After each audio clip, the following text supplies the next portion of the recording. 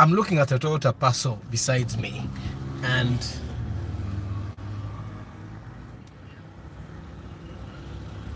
I think a part of me wants to experiment with Toyota Passo. Well, it doesn't matter when you watch this. I want you to kind of share with me what you think. Should I, if one of you ends up buying this car, should I experiment with the Toyota Passo? I'm seriously thinking about it. It will be an experiment though. But the Passo is too small, eh? Hi, Prosy. Well, I'm looking at the Passo. Let me show you. It's parked beside me. And I'm thinking about experimenting with it. Hi, David. Let me show you. There. So I'm serious considering. I've considered it before, and then when we were chatting with my mechanic, he told me to kind of let it go. That the Passo is a very small car.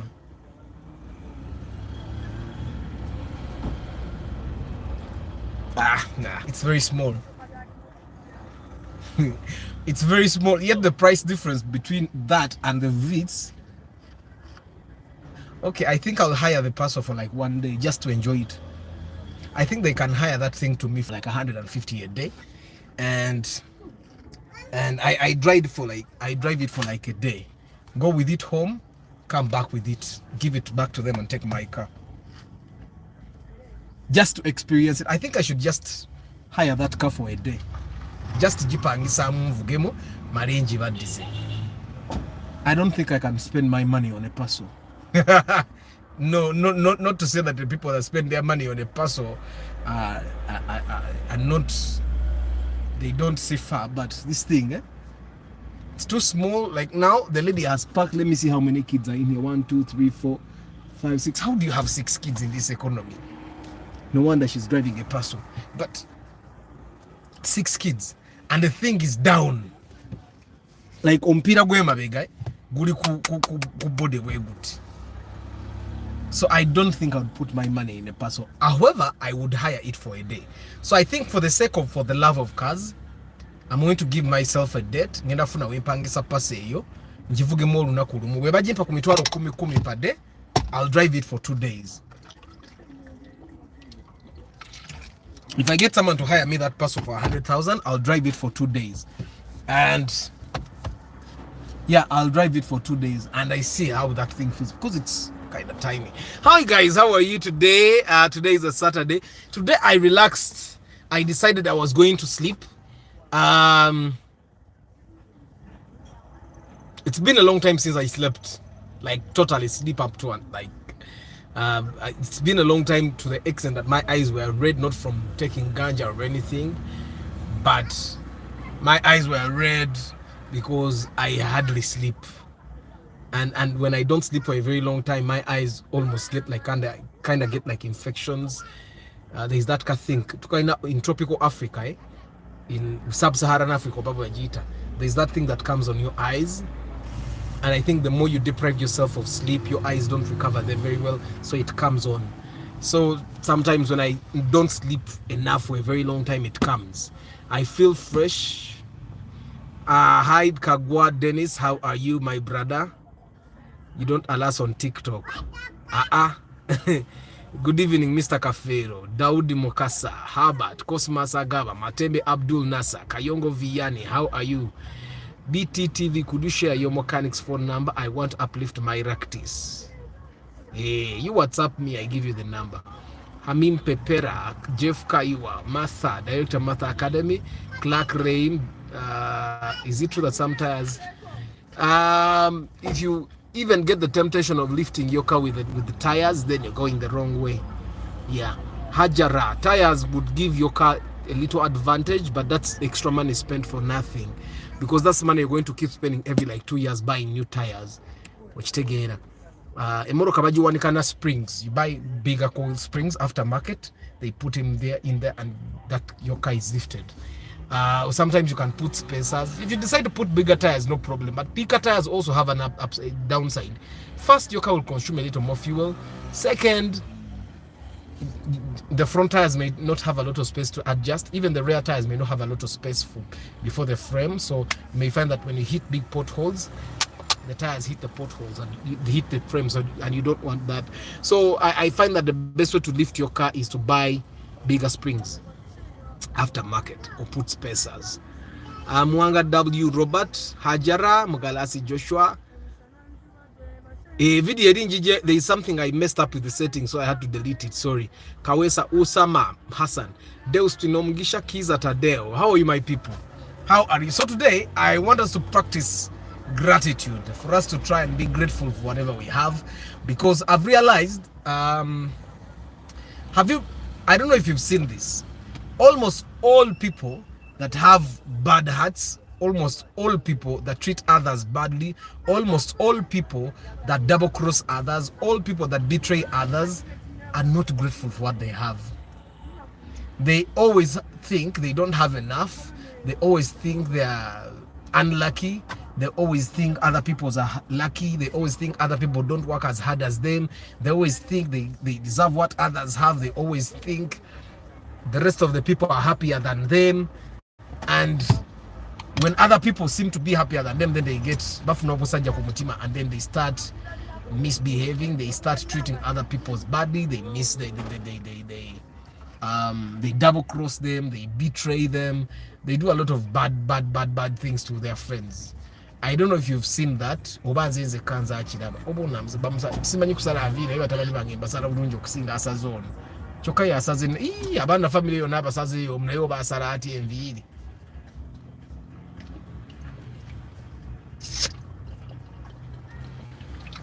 So I'm hydrating because I'm from the gym. Chris Fitness Yampo Bukodio. Last weekend I worked out with Chris on Sunday. I worked out with Chris on a Sunday, and he gave me some workout tips. I worked with them today, and I've worked out for strictly 1 hour. And in that 1 hour, I think I've worked out enough. But some people, I can't show you these kids' pictures, these kids' faces, but man. But I'm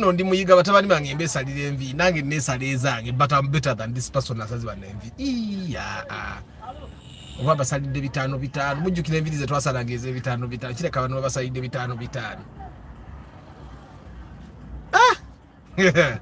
Nenga, how are you people? What are you grateful for? Let's start. You know, majority of the time we see things that are going wrong in our lives more than the things that are going right in our lives. But everyone has something that is going right in their life. A lot of things that are going right in your life. Everyone has things that are not going right in their life. Hi Balvids, how are you today? Tadeo, Deus, Gerardo Ruma, Balvids, Nakumaze Munaba Douglas, Mutumba Pade, how are you? Random things, how are you, my brother? BTTV, Kari, I'll reply to that message.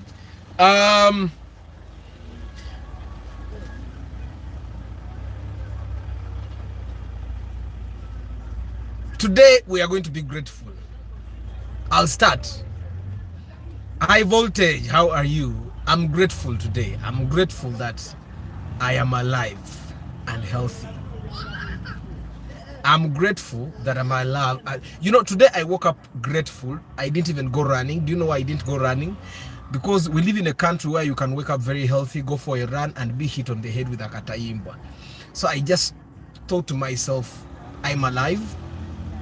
Why should I go looking for trouble? So I did not go running. Normally on weekend, Saturday I ran, Sunday I ran. But today I simply decided I wasn't going to go running. Why? I'm grateful that I'm alive and healthy. Yes, I want to be even healthier. I want to live longer. And I believe that if I run, I'll have a healthier life. But then again, I also understand that this country, Uganda, totally deserted. What if I go running and someone comes and hits me on the head because of my Samsung that I used to monitor my running and footsteps? So I was just thinking to myself, should I really have to run? But then I woke up and I say, okay, I'm really grateful. Let me not just not run. Let me stay and sleep in. So I slept in until 10 a.m. I've for a very long, I think for like 3 years, for 3 years, like Monday to Friday, every day I wake up at 4 a.m. Monday to Friday, and then like for the past number of years, I've been waking up every day at 6 a.m. to go running. Every weekend, I mean Saturday and Sunday, every weekend day, Saturday and Sunday, I'll be waking up at 6 a.m. to go running. Yeah, so I literally have never slept up to 10 for the past like 3 years, because in 2024 I moved to Matuga in 2021, and in 2020 we used to sleep because it was a lockdown, right? And being the man of the house, I would sleep for a very long time. So, but I've not slept up to 10 a.m. in a long time. Today I did, and I think I feel better. I'm grateful that I'm alive and healthy. Who is not grateful to that? Kandabe Mark W wabuziza kibuzo kiche sirabye. Probox G touring. Probox is new, G touring is old. That's all I can say.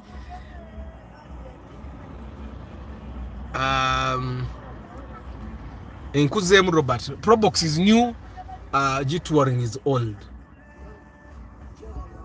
Naye did Salmin remained in the old year cause sinamula ko Salmin aleka bicha mutwaro mwaka bikuba kutandika aliwo begutwara kati makata ne babeera free wekitegeera. Mr. Arthur, you have talked about grateful. Do you know that this mechanic Ryan talked about you, that you did a grateful work last year, and I feel also grateful on our channel for the love of cars. I'm grateful for that too. I did do a good job, I think, myself. Omusajja gwoyogerako yali ampita mulimi wa bikajjo. The guy has been saying mulekerawo kubuuza abalimi b'ebikajjo ebibuuzo by'okukanika. But anyway, I'm grateful that I'm healthy, I'm alive. I'm grateful for my family. I'm grateful for my kids. My kids are brilliant, more brilliant than I was for like 7 years. In primary school, but my kids, I see my kids and I see that we are bringing into this world better people, more thoughtful people. My kids even give compliments that I even can't give at my age. My kids know how to talk nicely to people, sometimes better than I can ever talk to people. My kids are even more understanding than I am at my age, even when I've seen that things can be challenging, life can be a bitch. My kids are more grateful. My kids are more polite. Like Mama Ban got a tooth canal and Bajita root canal, and what did we bought something from the supermarket and she was biting the package with her teeth and she was not doing it fast enough. And then Aban asked, Mommy, are you fine? Is your tooth okay? And the mother said, no, I'm feeling pain, but I'm trying. And Aban said, bravo, mommy. And then Nana said, good work, mommy. Those are things that we were not raised to do, and God help, I've not even been teaching the kids this thing, but they learn these things from school and they master them very well. So I'm grateful that I am raising better people, better human beings. There's so much to be grateful for. So what are you grateful for? So today I want us to practice great gratitude as the year still begins, because they know today is 20 days into the year 2024. Before we start bitching about whatever is going wrong, whatever is not going right. I also have things that are not going right, by the way, a lot of them. But sometimes whenever something goes wrong, I say, man, it could be worse. When was the first time I said it could be worse? No, it's a long time ago. I don't even remember what I was talking about. But in 2020, during the lockdown, I had no car. So I sold my car. A friend of mine, naina benzi naina nenjitunda. Then I got a Mark II Grand. The Mark II, the normal Musota. And then along the way, a friend of mine got a Benz. So I sold my Mark II very fast so that I pay for the Benz before he sells it. And the day I received money, I went back and he had sold the Benz. And I struggled to get a car. And money lockdown, so I used up some of the money and all that. So I had to build myself from the ground up. I went to the reason why I tell you guys not to go buy cars from the village is because personally I've done it. So I went to Mbarara and got a car. Emotoka nensumbuwa nnyo. I sold it at a loss. I think I sold it and I lost about 800,000. Because me, when I buy a car, I calculate a lot. Like this car I'm in now, I know how much money I've put in this car. So I know better now. I know better about cars. So if you're giving me money that I don't recoup the money I've put in this car, I don't sell it to you. I would rather keep it because I know money is made. But things like cars, these things are priceless, I'm telling you.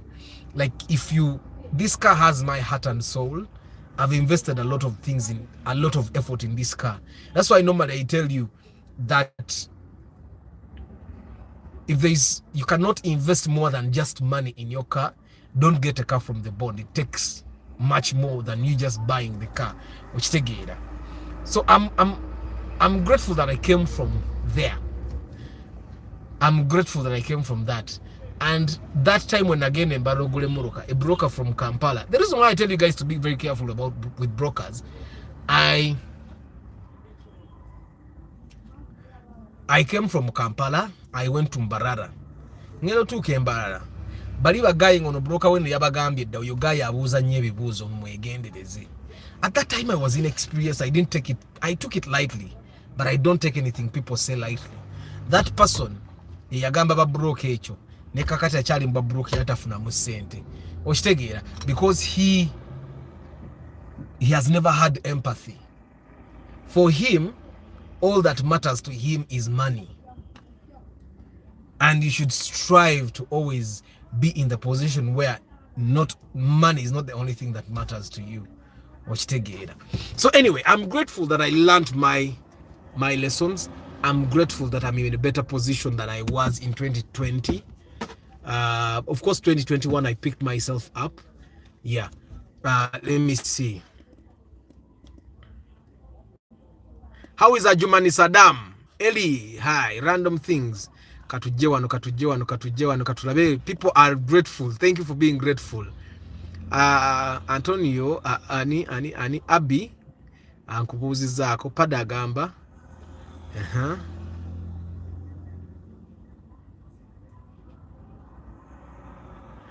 I'm grateful I'm still alive. Random things. Yes, being alive is. But anyway, but guys, don't take being alive for granted. Sometimes I think the biggest fear I have is dying. That's like the biggest fear I have. Now someone is going to come and tell me, Mbu, we will all die and all that. Let me see if the phone is not overheating. So that means I need to start the engine and put AC so that this Samsung doesn't do the inevitable. Umanyi Samsung ayote bagituma ko overheating. So let me put and then put the temperature to cold.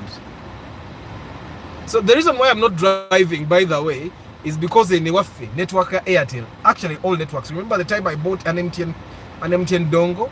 I bought it because I thought Airtel was what's wrong with me. But still MTN was still doing the same thing. So let me just try.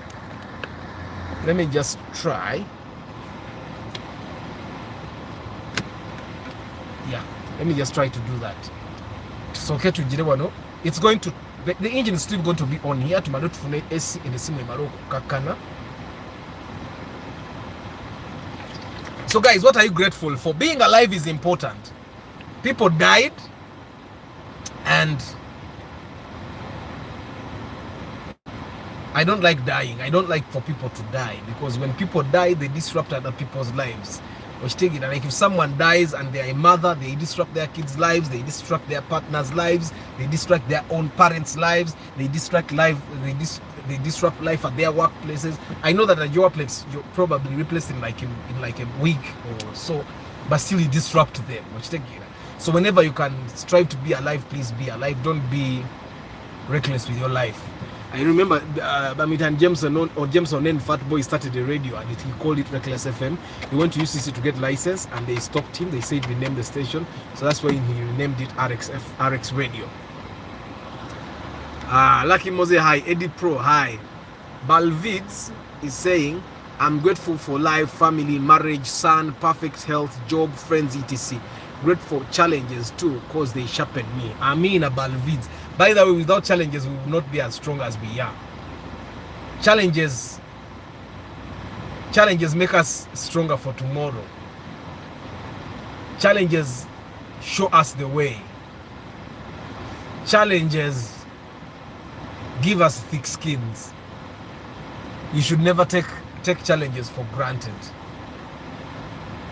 Yeah, nobody really likes challenges, but we need to be grateful for the challenges when we get them, because with challenges then you definitely become a better person.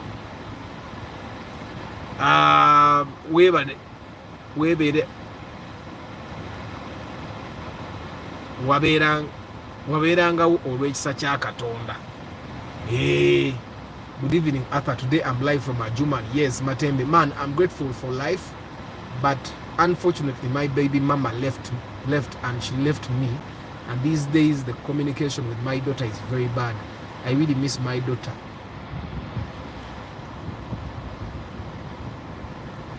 Negumyako blood gabonsabira ami nakatuteremu Sara Abdul Nasser.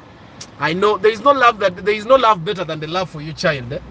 Mwabalowooza nti olina girlfriend omwagala nnyo tonnayagala, bw'oba tonnafuna ku mwana tolina kye waayagadde. Mwebagaanyi mulowooza sigenda kukyusa gundi eno. Let me see eba ekuba wano, so bw'eba ekuba wano eno emmoloka egenda kunchalenjinga no ku bintu bya S. Corolla yange yakubanga empewo wano direct mu essimu netagira naye eno.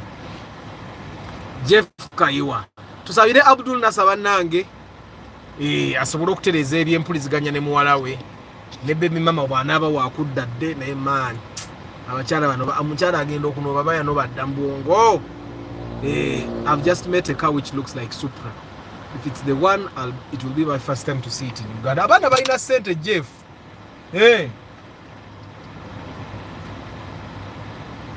Nemwe bibikyali awo soda awooma, simanya bino milkshake biwooma, but amazzi gawooma, especially if you've been working out. I'm grateful for my daughter's life, health, my family, and for my small circle of friends. Amina. Amina, Amina, Amina. What are you grateful for today? I wanted a Pro Box, but my money problem, can I get a good G2 at 9 million, and how is it in terms of resale value? Because njagala motoka mpaka satenga nsobola okwevugamu. G2 million mwene inakuba mpya nno. Of course wao G2 zituka na milioni 15, but G2 million mwene inakuba nnungi. You tell brokers olabiche bakugamba. Emma Matembe, so my message ya Emma wanakugamba, take heart my brother, you ain't alone. Same happened to me last year and it was terrible, but I went over it.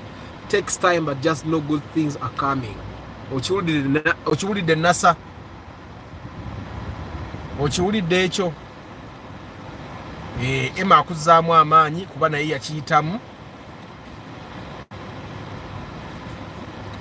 Essa alinga atanyamba kankole bukozi broadcasting maleko empewe enyogoza kabini naye yonga yo tenyogoza si supposed to be for it to be called kasi lero kankole ko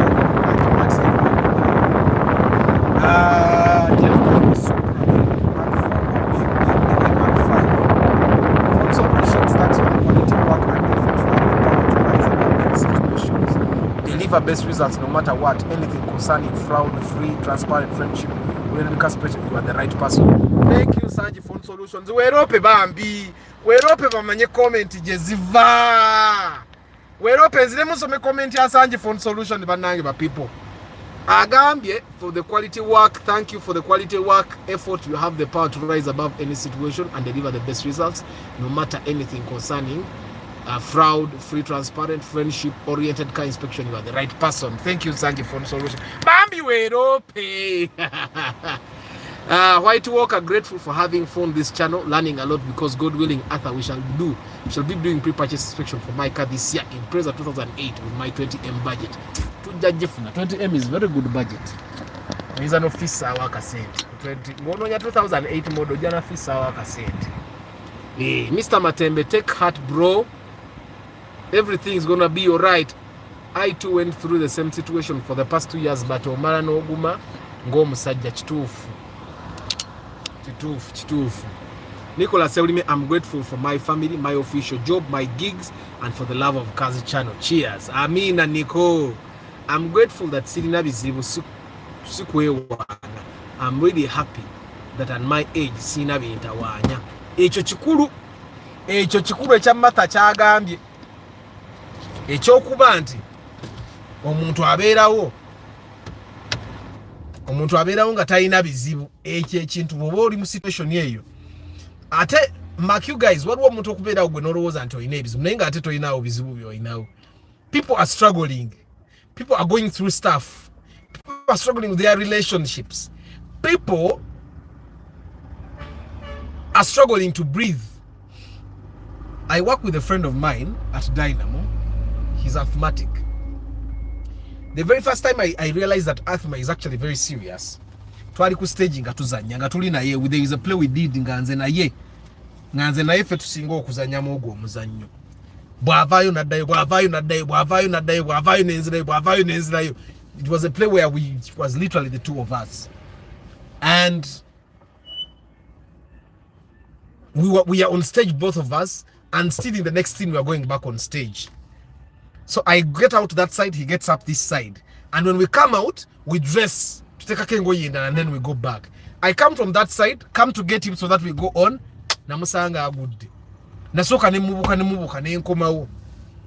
Nega gwe nayizuka tujimuka tugende nga manyali mu muzannyo. Nenzira ku stage, mba nakadda ku stage ne bapita Arthur. He had gotten an asthmatic attack. So I went to the microphone and I called in the audience if there is anyone that has an inhaler. Luckily enough for us, one of the audience members had an inhaler, and was an inhaler. We gave him, he breathed it in, and he got better. Not the ngulu. From then, we have been following how he has been living, and sometimes he has to go. I need him to buy a ventilator. I know where he goes to the hospital and they put him on that machine, especially during the cold weathers. And that's the only times that he can be better. And this happens very occasionally, like Chibao, literally, chili regular. Every time there is it's very cold, he has to go to that thing, and then he gets assistance breathing. That's also something we should be grateful for. That there is no time you breathe assisted by a machine, assisted by some sort of tool. Be grateful to that. So what are you grateful for? Good evening, William. Pardon, Mr. Arthur, is it advisable to work with a wife as in a business and so on? Man, sometimes I fear because someone in man bazibu. Pardon, I think I've heard of situations like that, and I've seen even women being scared of working with their men because agamba okola n'omusajja nafuna omukazi omulala gwe nakulekawo ebintu byo babitwala. And even men are scared like that.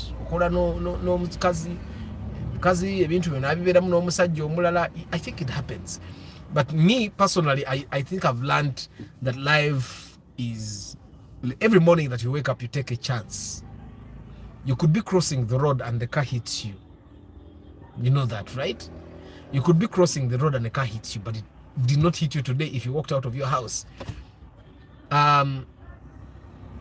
You could be driving past a lorry, it says Kenyo, and something comes from that lorry and hits you. So everything we do is taking a chance. We work with people, and sometimes we work with people and we work really close with them, and then our work gets entangled with them, and it's like you can literally not work without them. And they could go and your entire business would be in shambles, but you still work with them because if they don't go, well and good. If they go, you'll have to move on, right? I think the same thing should be applying to your relationship with your woman. Tokola na mukazi gwomanyi toyina naye future. Because if you're ever going to have a future with a certain woman, you will be able to see it. Techiriko muntu mulala kujja kukulabira okiraba nti this woman andaba mu future, mulaba mu future. Bw'oba mulaba mu future nga naye akulaba mu future. You work with them, treat them well. If they treat you well, stay with them and take a chance. Because otherwise, people like Donald Trump will not be marrying again. He gets married the first time, half of his stuff is taken. He gets married the second time, then he gets a prenup. Then that marriage gets done. Then he gets married again. He gets married again. There are people that will literally not be getting married again, but people keep getting married because it's nice for you to have a companion. If that companion is good to you, be good to them. So I think you should not be scared. Of course, don't ignore the red flags. But what in the red flags is all about. Don't ignore them. I think the biggest mistake we make as men is ignoring the red flags. Mwe, kastere kemoroka yange kadda waggulu ne kadda wansi kiraba. Ne bintu byenyina okubalaga wano. It goes up and down. Up and down. So I think I'll drive it from down there, and then it goes this way and that way, this way and that way, this way and that way, this way. I had not explored that. Kana kamono kangate kati neyongedde okkaga. Njavugira wano wansi ndowooza. Mubidabye ebintu to discovering. But anyway, so what are you grateful for, people? Pade munnange. Naye abakazi tuli bazibu nnyo. Anti kati Hajara nze nchimanya abakazi bazibu, but I know that men ignore red flags. Me, I don't ignore the red flags. I see a red flag, I go. Red flags. Omusajja notandika okulaba oyina omukazi ewaka, omusanga akukuta ne gate man. Sekereza gwe n'olowooza, hey, she's just social byawa. Social byawa. A red flag, noji ignoring. Olumu they gaslight you nakugamba gwe simanya, you have no self-esteem, you don't trust me. Ebintu ebyo tebiba trust, because I'm sure when you talk about abakazi bazibu nnyo, you saying ajja kundeka wagende n'omulala nga ate I've invested a lot and all that. Yes, red flags. Namwe abakazi ba Hajara sima prosi ni Martha, don't ignore red flags. Red flags are there tuziraba. Me, I think fenga abantu we ignore red flags. And red flags are there. Ate bisere imune katonda yenyine akuwoni ngolota. Olumu n'olota logaje, kintu ekyo nakirose sakirabye ko naye nakiroseeko. Nga kituufu okitegeera. Banange, asthma is deadly. My childhood time was a mess cause of the attacks. Now I'm grateful for divine health. Amina Balvids.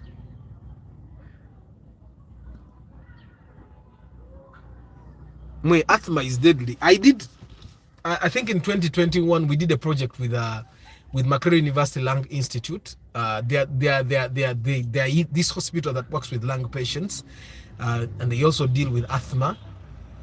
And we produced a play for them. We went around schools teaching kids about asthma, and you'll be surprised how many people don't know about asthma. Remember, we were in primary school and we were telling we always thought that asthma bulwadde bw'abagagga. You remember?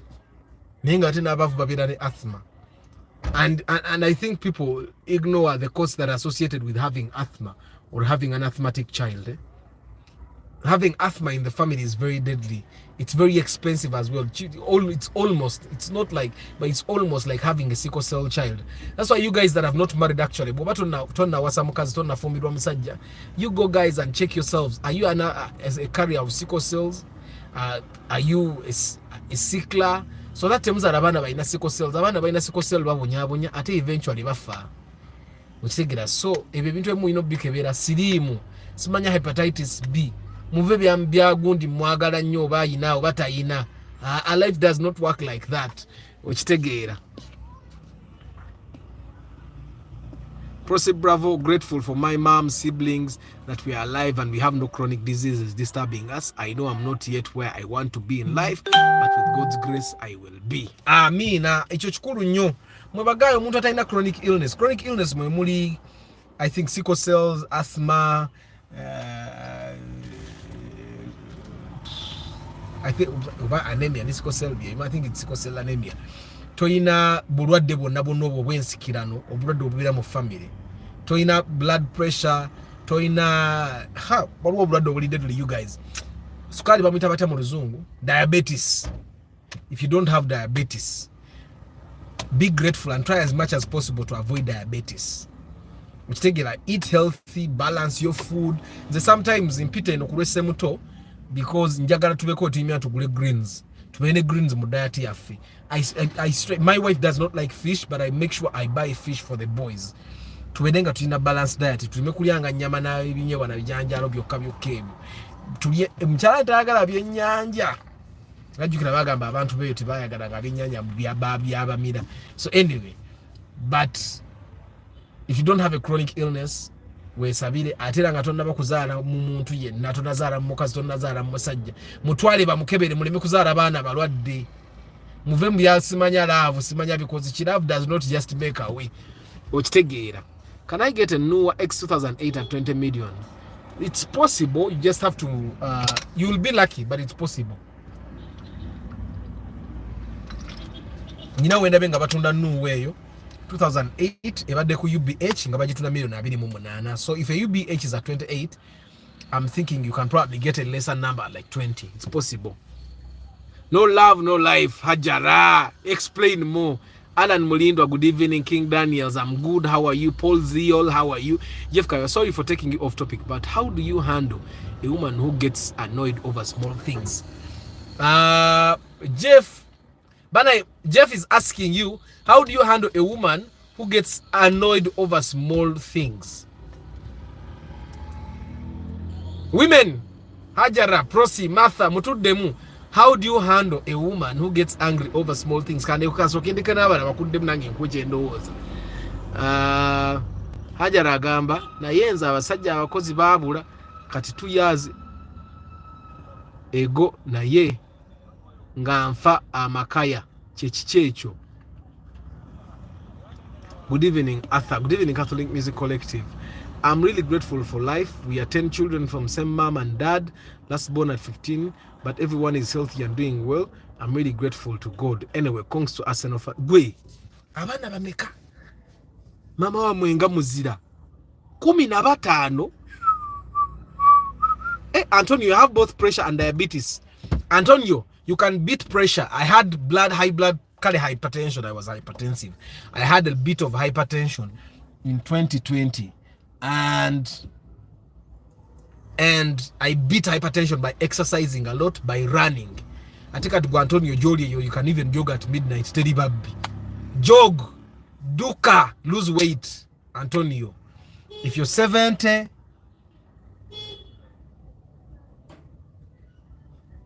omukazi wa pasa ayagala kutomera abantu. Nemwe ka paso nedda ngenda pangisa kapangise nkavuge msinza kasaamu sente zange.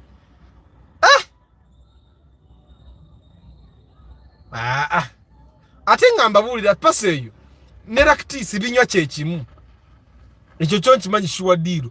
Paso ne lactis binywa kyekimu. Sinzo gisaamu sente za kazibe $12,000. Pozi nga bakaguza $6,000 nga 6 ngate kali ku UBP. Kapaso katono nnyo kalimba. Nchakalowooza ko wano kapaso ngatta tebigatta.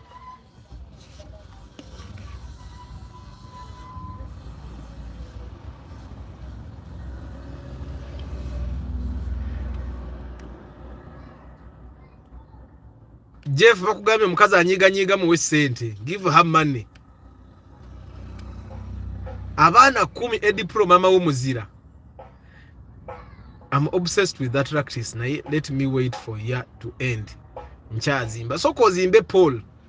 Soko zimbe. Paul, Mr. Arthur, can a space your old model be made open roof? Someone told me it can be. Why do you want to do that? Emoroka za open roof abazina bazikaba mukabe. Emoroka ya open roof okujja nga baji sealing adde. Zimanyo okutonya bwe zikaddiwa that thing. King Daniels. Good evening, Agaba Francis M. Abdul Nasa Matembe. Amakaya aludo funa akabozi. Oh, aludo funa akabozi. Arthur, now you seem to love practice more than the vits. Proceed, bravo. By the way, I want the vits. Erabu awali yo gasoro ku percent mkamoro kaka nakata zezira mu vits. Just into vits generally njagala yaiteri yo. Ero msaji yagula vits yange buli naku negulo namulayo ko namugambo mancho okunyongera mu akasente otwale eno nzompe vits yange. Na ina vits 13 eri mu NZ. Najivuga only one day omusajja najitwala. I miss it even up to today. I still miss that vits. Naye muna yali teriyo mu bondi yali ya damage. Abana bonna balina 13 naye nga ziri mu SZ, the one I don't recommend you buy. What's the topic of the day? Kananura, we are being grateful. What are you grateful for, Edwin? We are being grateful. Today is the day of practicing gratitude. What are you grateful for? I'm grateful of life with my family, but not happiness. 3 years without sex. Joshua. 3 years? Zingenda chovola bangenda gera mu Netherlands. You know in Netherlands, in Amsterdam, by in a red light district.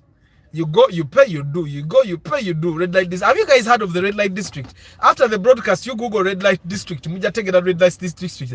I was in Amsterdam, then I found a relative of mine. He's a professor now. He's a professor of like software engineering, bichi.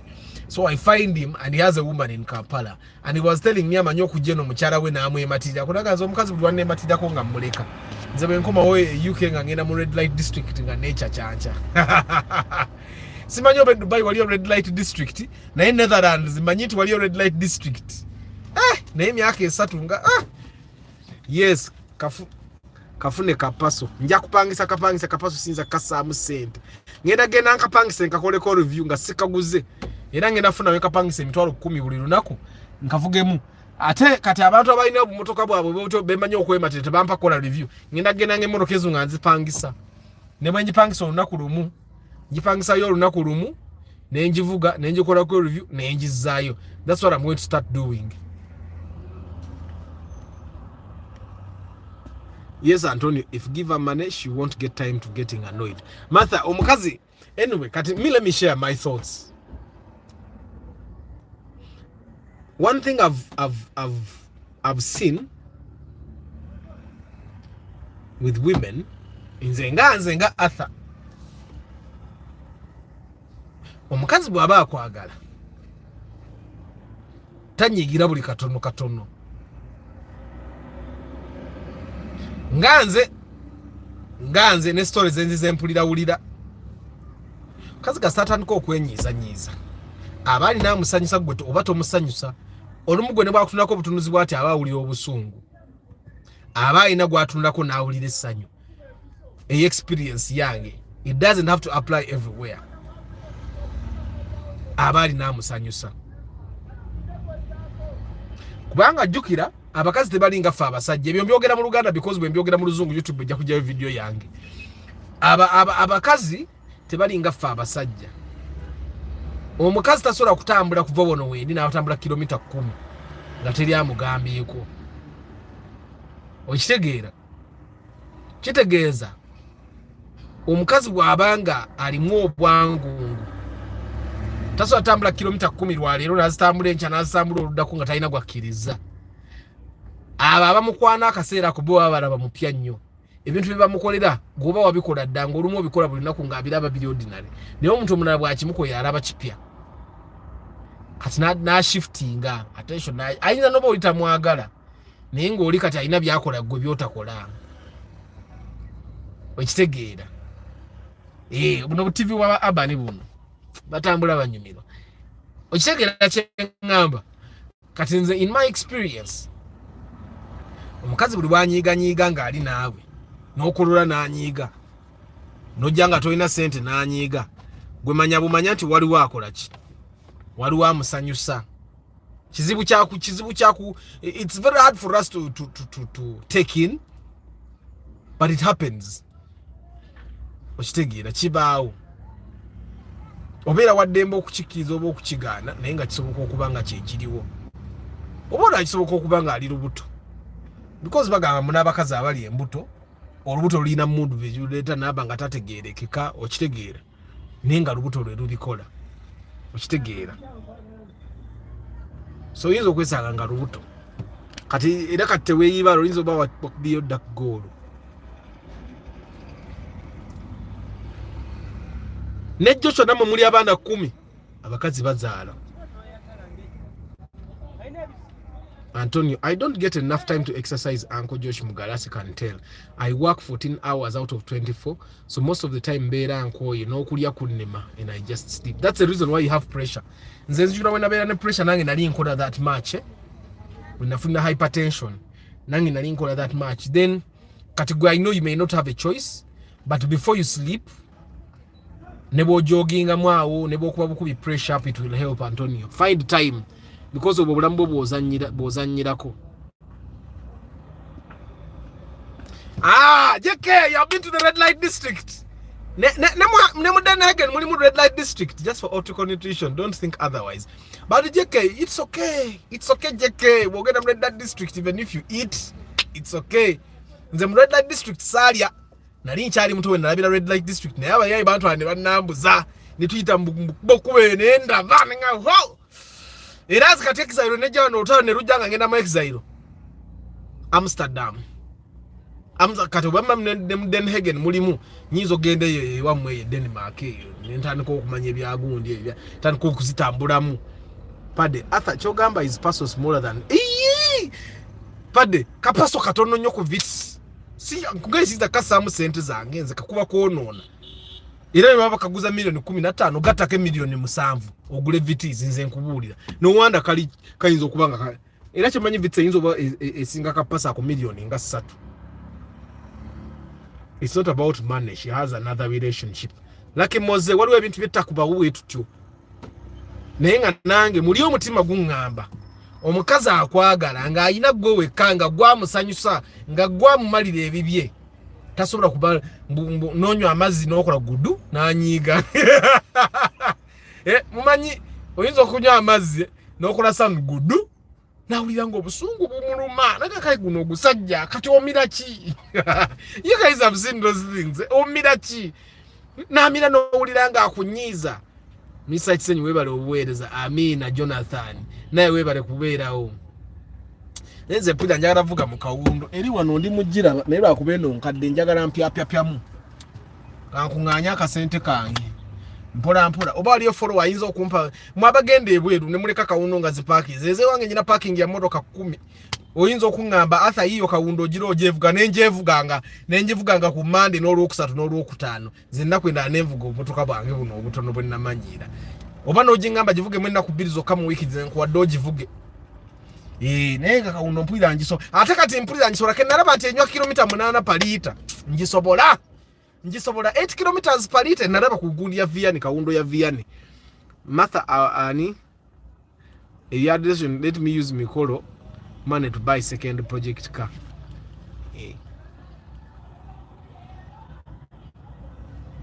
Neda Martha katulaye katolina mu relationship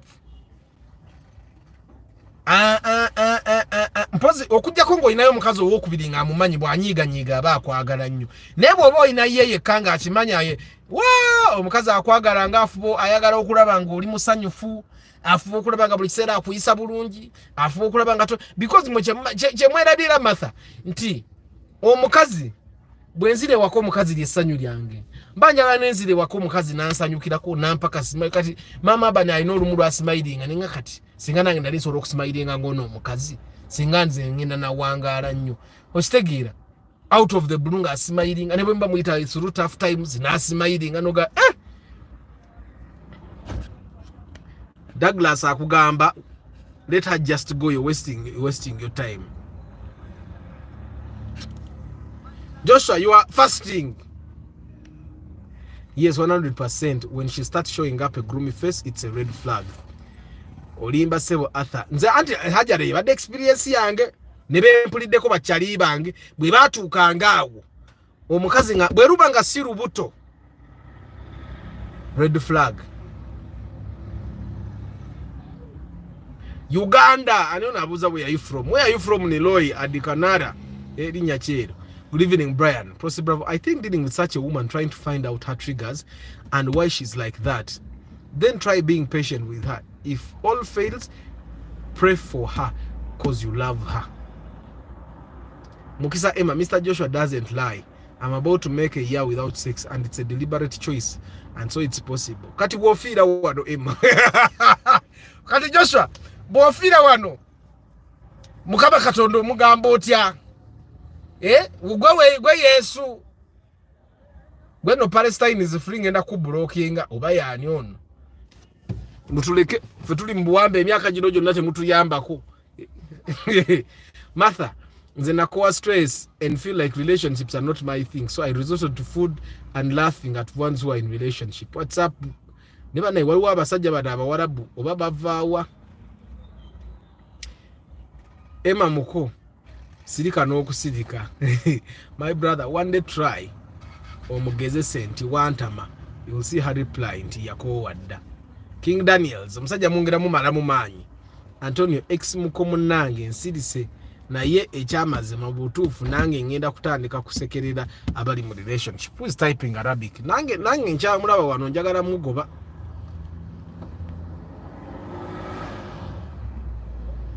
Hambateke butesi mu time out. Banabu warabu bano bebagala okutuhakinga account zaffe.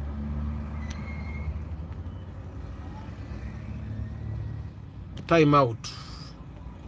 Nina basa some time out.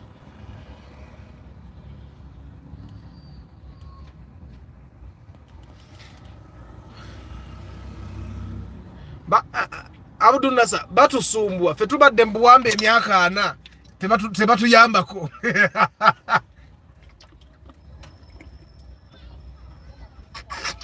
Access News now. How are you?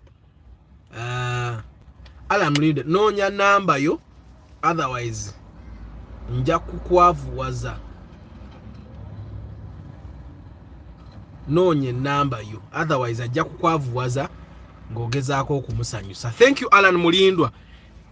Kanzireyo nabe eyabuzize ekibuuzo erinnya nno mulowooza ndijjukira. Omusajja yabuzize ekibuuzo njagala tumuddemu nga tujjukira erinnya lye. Abaddaani erinnya ndijjukira, but I want to be very, very sure. What are you grateful for? Today is a day of being grateful. I'm grateful that I'm alive. I'm grateful for my family. I'm grateful for my kids. Bananga bana bange bali brilliant. Nange mbewunya. Of course, they will get more brilliant. I know I have to enable them a little more. But entegera yaabwe nze ndabika nategeranga abananga bategeranga ninga mu senior 1. Chiko mwana wange ayingira buyingizi P1 omukulu. Naye nga ategerera waggulu nnyo. Katulabe question yavudde wani.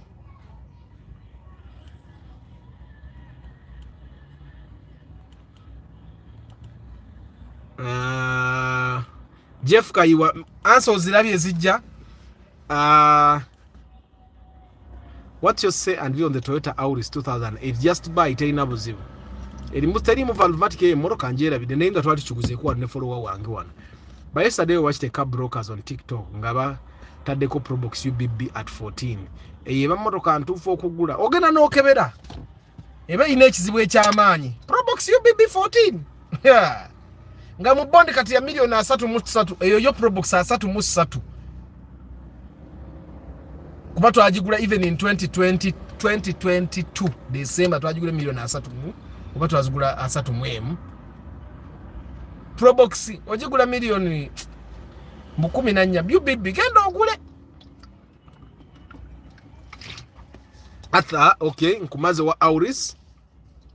Emma, relationships ndabanga ezanema cause even finding a stable girlfriend is still a taboo. Anti kati Antonio temuli mu Uganda. Era kati mpozi ngosaze onofuna omukazi omuwarabu. N'oguma nogasidda Kampala kanfuna omukazi omuwarabu. Bampa obutuuze nfuuke nze Abdul Antonio. Erinnya nalyo likyuse. Like it was a woman who likes you will smile or glance at you every time she passes by.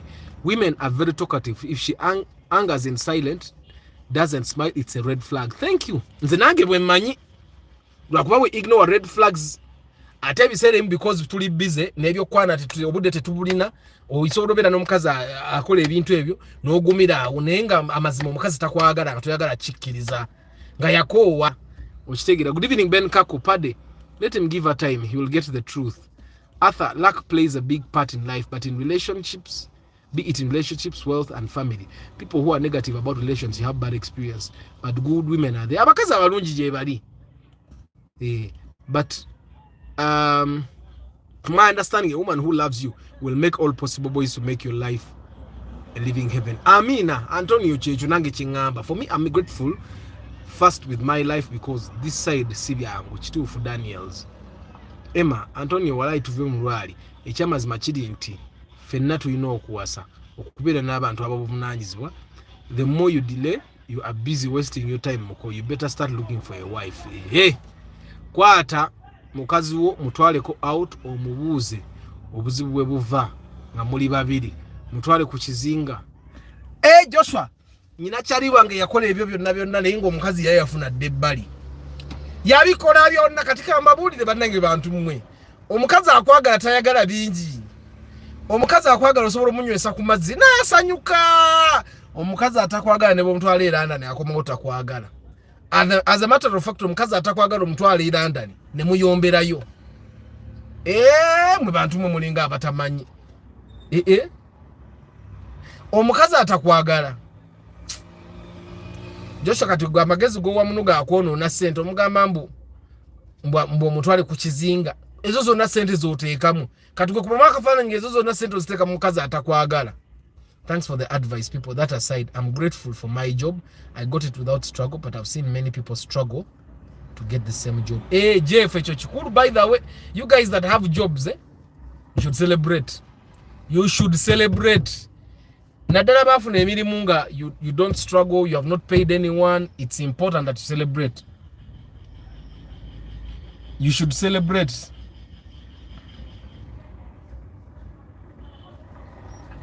Because what abantu banji, they struggle to get the things we have nenga bibalemi.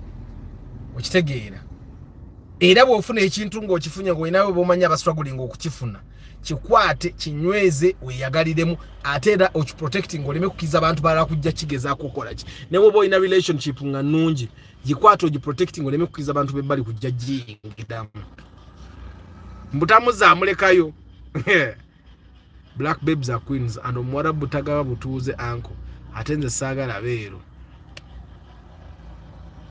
Amulekeyo ku kizinga. Good evening, Derek. So what are you grateful for, guys? Me, I'm grateful for this channel. I'm grateful for you guys. Thank you for always being here, for always being on this live broadcast. I'm grateful to the things that I've learned here. I'm grateful for meeting some of you physically. I'm grateful that you give me business, but I'm too grateful you people teach me to be humble.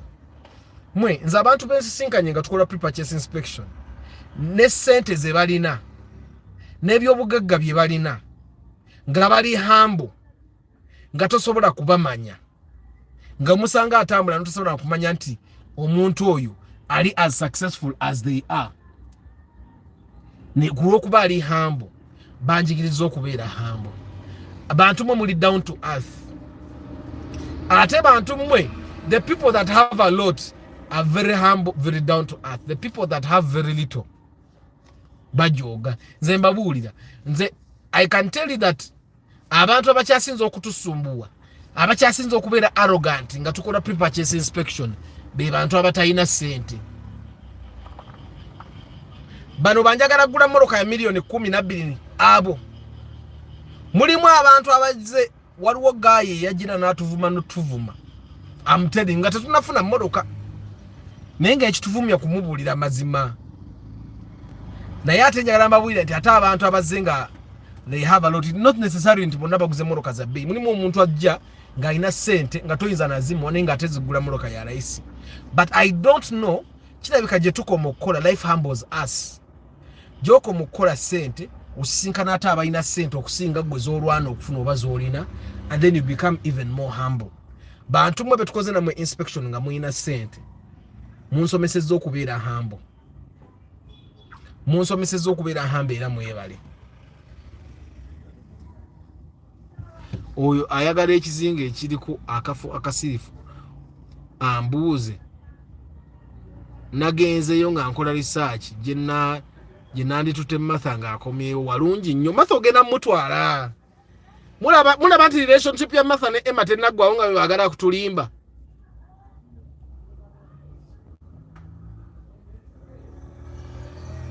Rastas in man, Arthur, how do you handle the negativity? No butayagaliza mu entertainment industry ya Uganda. Rastas in Milan, I've seen it by the way. There is a guy, he has elements of what you have said. So you know how I come on my videos, especially on TikTok. I do TikTok. Zebagamba atenza asinga mu kintu kino. Nze nsinga okupitegeera. So this dude would go to my videos and simply comment, but your show on Pearl Magic is whack. The ratings are very bad. Your show is it's not that nice. So eventually I blocked that account because the language this person was using was language of a person that is in the entertainment industry. I knew all the slangs we use, so I blocked him. So one day we go and argue with this particular person, and this particular person mentions that he has followed me on TikTok for like 3 weeks. And the negative comments were on my videos for 3 weeks. And the first statement he was making was like, actually, I thought it was only mugezi nyo. And I asked him, naendi musiru. You get it? Mugezi nyo. The things he wanted to teach me were marketing things, which he doesn't really know. So I listened for some time. Then I told him, and then he walked away. I've seen a lot of negativity even on my own set. I brought someone to be a director on my own set and he became negative. But one way I handle that negativity, and I believe this negativity is everywhere in the workplace. I had never really experienced such negativity because it's a burden literally all my life. Because I've never been in a position where I compete with anyone. Show the cafe, it's different from all the shows on that TV. Because I don't really want to compete. I want to create something that other people may find hard to create or may not even think of creating. So one way that I deal with negativity is trying to not compete with anyone. It's by the way, it's possible to not compete. It's possible to create what we call the blue ocean. You guys have heard of what they call the blue ocean, right? Like the red ocean is like a ground where everyone is competing for the same things. Then the blue ocean is that place where you create your own ocean. It's blue, full of opportunities. So me, I always strive to create a blue ocean. So if I'm creating products, I create products that no one has thought of creating. I create concept. I think of concepts that no one has thought of creating, or concepts that people don't find nice, or concept that people don't like. So it's very hard for you to be negative about something that you don't want to do, right? Or something that you can't do. So I try as much as possible to keep out of people's ways. And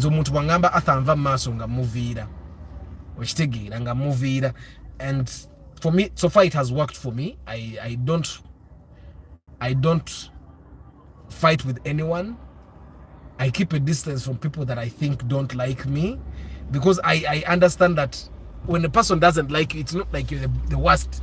It's not like you're a bad person. They just don't like you. Or whatever, if I'm directing, I worked with a Belgian director and he cast me in something. And when I went to talk to him, he said, when we were casting you, we did not cast you because you were the best actor. The moment I saw you walk in the room, I knew you were my guy. He remembered everything about me, how I was dressed and all. And in directing, that's what we do. You don't need to be the best. But if someone will not like you, it doesn't matter what you do, they won't like you. So sometimes people are just negative because that's who they are. They're simply negative. And sometimes people are negative because they don't want anyone else to progress. So sometimes you just need to keep yourself away from them. That's the method I use. And I try as much as possible to keep away from negativity. I'm a creative person, and creative people need these spaces that are positive. Ekirungi nti ebintu byaffe bya creativity tebidiko regulation nti kati your direction yogenze wafu oyina kuyita wano okay. It's not like medicine where sulfuric acid and sodium mixed together, they only make this. Okitegera from creative arts 1 + 1 can equal to 10. Okitegera. So it's That's why I can keep away from people and still be creating. And some of them, the most creative people in the world were actually isolated. That's why you can never hear someone saying I was Shakespeare's best friend. Because sometimes your creativity can rub people the wrong way because they can't be as creative as you are. They will try to fight it. But anyway, me, I try to keep away from negative people and their negativity, and that has helped me.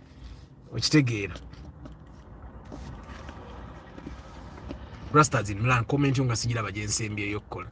Wala ono na wandika Russia naye kamuteke mu time out.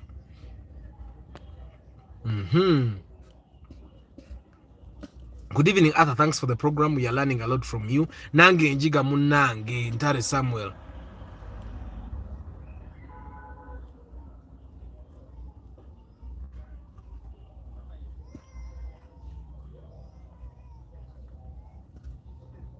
Arthur, don't you see Emma calling Antonio ex-muko? Martha, gwenze nze mmanyike mutuzanya.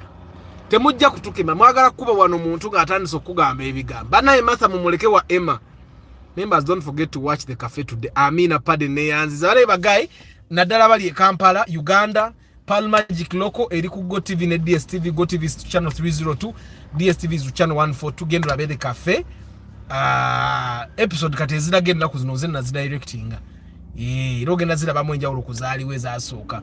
Ka story no muntu sooka omufise mpola tomulaga nti omweguya ajja kutereera bwatereera eba red flag.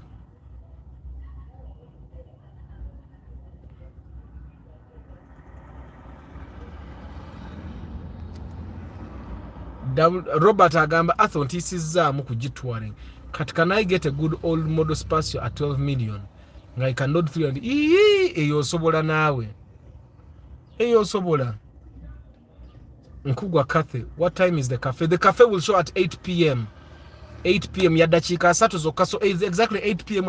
Actually 8:26 ebegwa. I also hate negative people who always it's impossible or it's bad yet he does nothing. Me, I keep my distance from negative people.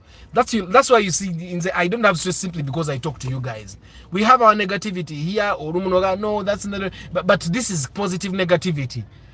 Comes from somewhere. Someone can be negative. Ngataina na wabesi ngakuba negative. Ochitegira. Hello Lavelle. Nkugwa Kathe, yes. Banang, Kafero, chichicho liko. Negativity will always be there no matter how good you do. There will always be. Just be that one person that will never appreciate you. Best to do is to continue to do your things and ignore them. How about handling negativity in a workplace?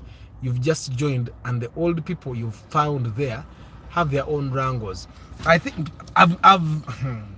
Ugandan Catholic Music Collective, I've not really been employed somewhere and seen negativity, but Mama Bad has been in places where there have been negativity, and I've seen the way she handles. First of all, she vents to me and I also tell her what to do. The first thing you need to know is that your job is the most important thing there. Relationships are good, but you're not there to make good relationships. You're not there to make friends. You're there to work. Just do your job, hit all your KPIs, and that's all. If people are negative, try as much as possible to block out negativity. If you need to have music in your ears as you work, put music in your ears as you work. Because I've not been, but I've seen Mama Aban struggle with negative people, and she always comes up on top. Why? Because she ignores the negative people. Yena akula gugwe. Kagamo nebana ba negative ngayagala kurwanyisa abata ina watan bana isimu ebugumye nyinda basi ibuna.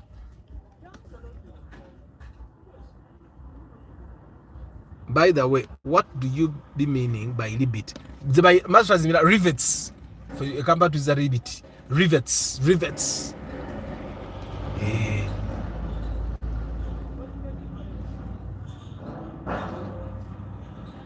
Neiba nange nze nina amakaya njagala bufumbu. Hajara ayagala bufumbu alina amakaya.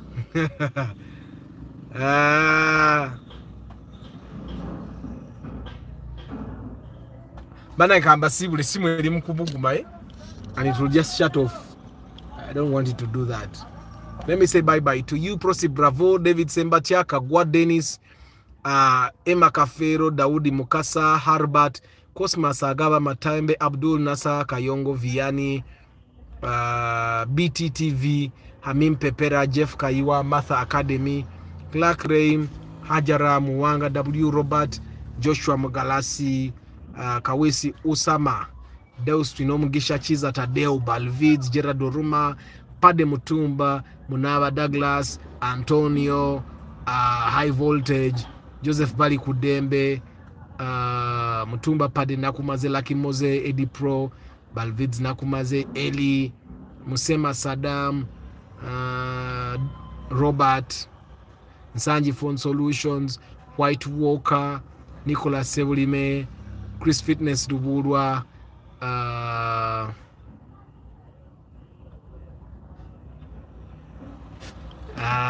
Matembe Abdur Nasa, Serunjoji William, Edwin Mugerwa,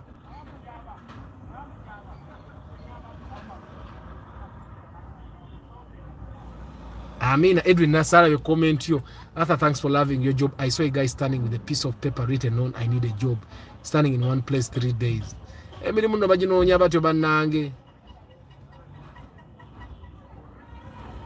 Krishna, Balvids, Muroza Sibamazeyo, Opa Dennis, Alan Mulindwa, Paul Ziol, King Daniels,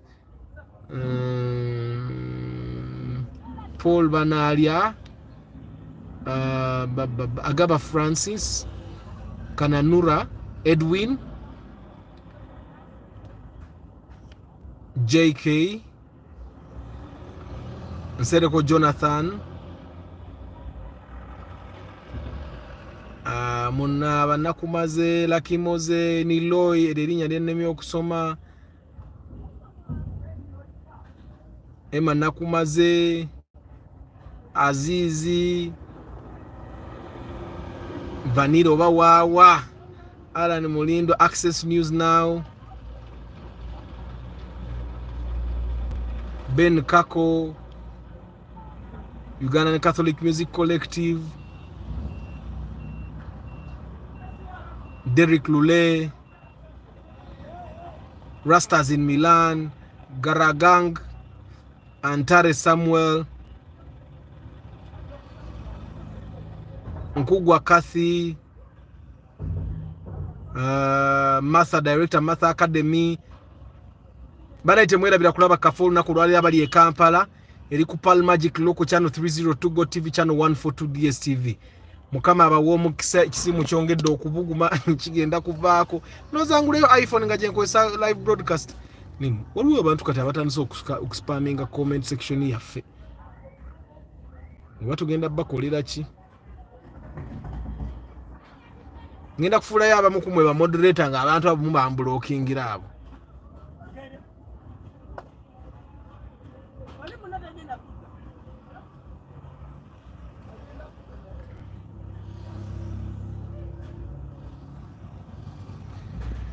Bana bagayi bankamba sibule. I'll see you tomorrow evening. By the way guys, nzo nako lwange olwencha lulinga lwa Monday nkera mu class. Ati naddayo okusoma. Kati tamu ya fenafe etandise lwakuba nsoma lwa Sunday. Ino tamu ngenda soma pepe mu yokanko lwa Sunday lwokka. Kati nchankera mu class sawa 2 nyina kuba mu class. So tomorrow feels like a Monday already. Man. Okula kuno naiba bagayi bange mukama abo mukisamo bari kubera ku live broadcast. Mwe mulekerawo kuchatinga kangenemba kuyeka WhatsApp group kamwe basatu Antonio, Emma ne Martha mugiro kwogera ku bya Hajara mukamba abo mukisaba nange bagayi. I'll see you tomorrow evening. Ciao.